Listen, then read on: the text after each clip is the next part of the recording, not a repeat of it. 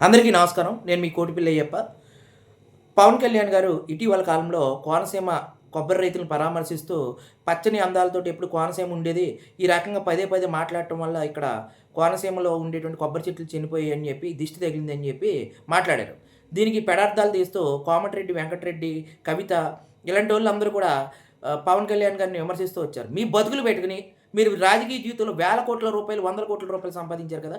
తెలంగాణకి మీ బతుకెట్టుకొని ఒక రూ. 100 దాన ధర్మం చేశారని చెప్పి మీరు ఎప్పుడైనా చెప్పుకోగలరా? ఎప్పుడు కూడా కులాలు, మతాలు, ప్రాంతాలు, విద్వేషాలు రెచ్చగొట్టి రాజకీయ పబ్బం గడుపుకునేటువంటి మీకు పవన్ కళ్యాణ్ గారే అనేటువంటి స్థాయి లేదు.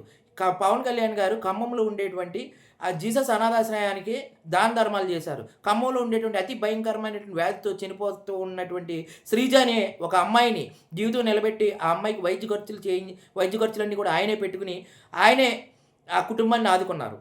కోలంగూడును అలాగే 2 తండా ప్రాంతాలకి తాగునీటి సదుపాయం కల్పించినటువంటి ఏకైక వ్యక్తి పవన్ కళ్యాణ్ గారు.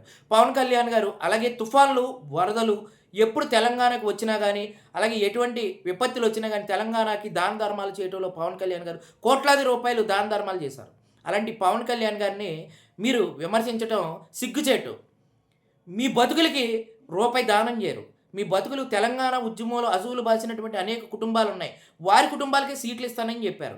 ఆ కుటుంబాలకు సీట్లు ఇవ్వకుండా మీరే రాజకీయ పబ్బం గడుపుకుంటూ, ఆ రాజకీయ పబ్బంలో మీ పార్టీలు ఈ కవిత ఎక్కడున్నారు? అసలు తెలంగాణ ఉద్యమంలో ఈ కవిత అనే ఒక ఆవిడ ఉందా? ఈ కోమటిరెడ్డి వెంకటరెడ్డి ఎక్కడున్నాడు తెలంగాణ ఉద్యమంలో? తెలంగాణ ఉద్యమంలో అనేక మంది విద్యార్థులు తమ జీవితాలని అనేక కుటుంబాలు ఆత్మహత్య చేసుకుంటే ఆ కుటుంబాలకు టికెట్లు ఇస్తామని చెప్పి ఈ రాజకీయ సన్నాసులందరూ కూడా టికెట్లు తీసుకుని తెలంగాణ ప్రజల్ని మోసం చేసినటువంటి ద్రోహులు వీళ్ళు. తెలంగాణ నుంచి తరిమి కొట్టాలి. అప్పుడు కానీ తెలంగాణకి విమోచనం